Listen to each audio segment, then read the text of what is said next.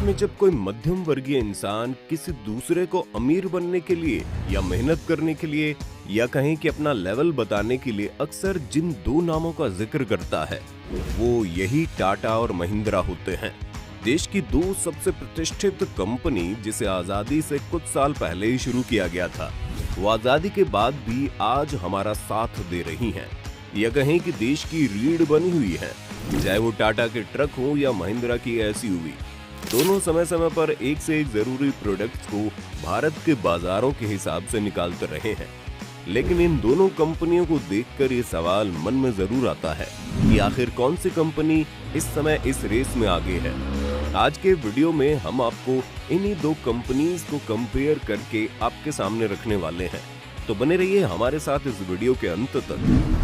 सफलता वो नहीं जो आपको तोहफे में मिल जाए, बल्कि सफलता वो है जिसके लिए दिन रात मेहनत करनी पड़े। विश्व भर में सफलता के कई ऐसे उदाहरण आपको मिल जाएंगे जो भीषण तूफानों जैसी मुसीबतों का सामना कर इंसानों ने हैरान कर देने वाले कारनामे करके दिखाए।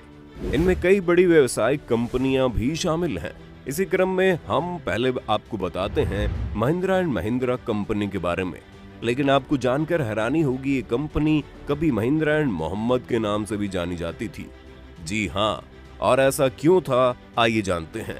जगदीश चंद्र महिंद्रा का जन्म 1892 को हुआ था और इसके 2 साल बाद उनके भाई कैलाश चंद्र महिंद्रा का जन्म हुआ था, जिन्हें जेसी और केसी कहा जाता था। जेसी और केसी 9 भाई बहन थे। बहुत कम उम्र में ही उनके सिर से पिता का साया उठ गया। जगदीश चंद्र महिंद्रा को पूरे परिवार की जिम्मेदारी उठानी पड़ी। जेसी महिंद्रा कम उम्र में ही समझ गए थे कि अगर ऊपर उठना है तो बुलंद हौसलों के साथ शिक्षा भी जरूरी है। इसलिए उन्होंने अपने भाई बहनों को उच्च शिक्षा दी और भाई केसी को पढ़ने के लिए कैम्ब्रिज भेज दिया। बड़ी लगन से अमेरिका में पढ़ाई करने के बाद केसी महिंद्रा कुछ समय के लिए अमेरिका में ही नौकरी भी करने लगे।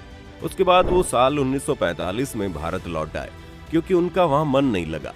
1945 में केसी जब भारत लौटे तो उन्हें कई सरकारी पदों के साथ साथ कई प्राइवेट संस्थाओं से बड़ा पद ऑफर हुआ, लेकिन उन्होंने अपने बड़े भाई जेसी महिंद्रा और अपने दोस्त मलिक गुलाम मोहम्मद के साथ मिलकर अपना नया बिजनेस शुरू करने का मन बना लिया था।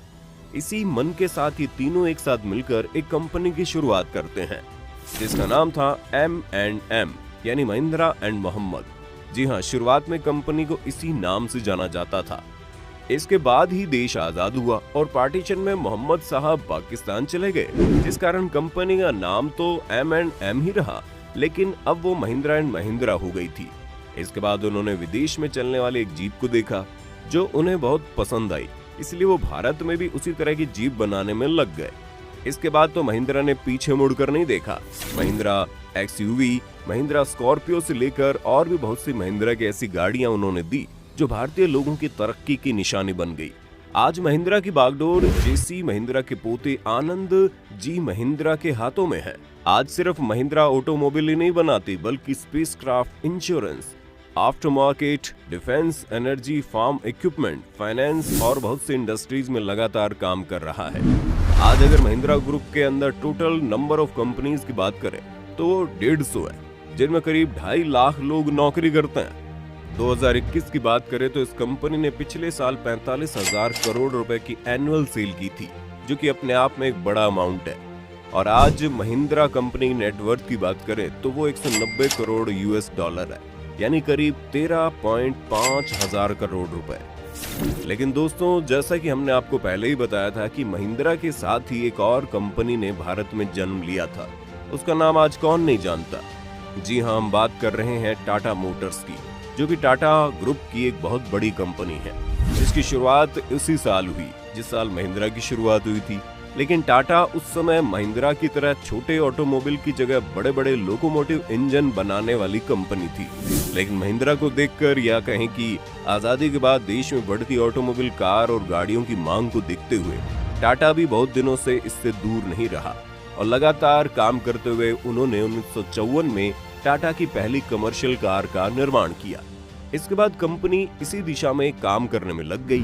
1988 में उन्होंने अपनी पहली पैसेंजर गाड़ी टाटा मोबाइल निकाली, जो काफी हिट साबित हुई।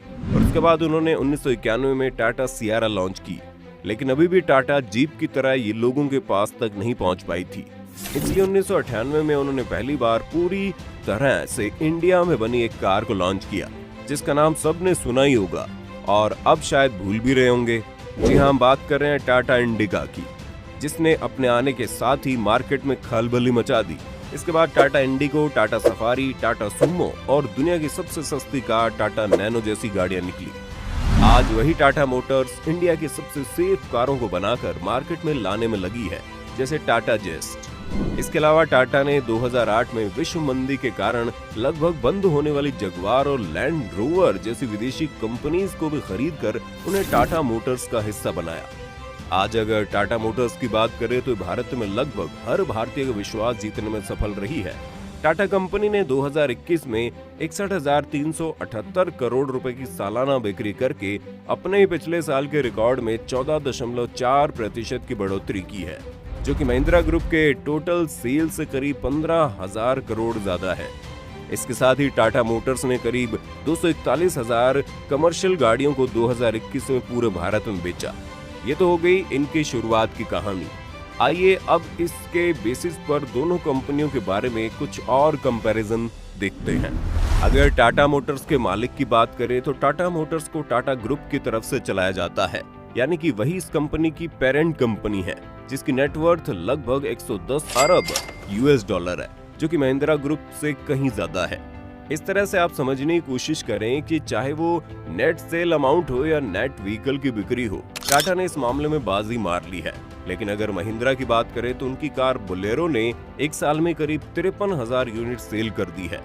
अब अगर बिजनेस से अलग हटकर परफॉर्मेंस की बात करें तो महिंद्रा की एसयूवी कारें जैसे बोलेरो, स्कॉर्पियो, एक्सयूवी, टीयूवी, ये सब आज के समय में टाटा की एसयूवी को पीछे छोड़ती हुई नजर आती हैं। महिंद्रा की बोलेरो आज ग्रामीण भारत में बहुत बेहतर ढंग से परफॉर्म कर रही है, लेकिन टाटा की कार अगर देखें तो वो बहुत ज्यादा शहरी लोगों के लिए रह गई है। टाटा की लगभग एसयूवी अब मार्केट में उतना अच्छा परफॉर्म नहीं कर पा रही है, जो आज से एक दशक पहले करती थी। इसके अलावा और भी बहुत सी बातें हैं जिनमें दोनों कंपनियां एक दूसरे से बेहतर नजर आती हैं, लेकिन बतौर भारत की तरक्की की नजर से देखें तो आजादी के बाद इन दो कंपनियों ने देश को एक रफ्तार जरूर दी है।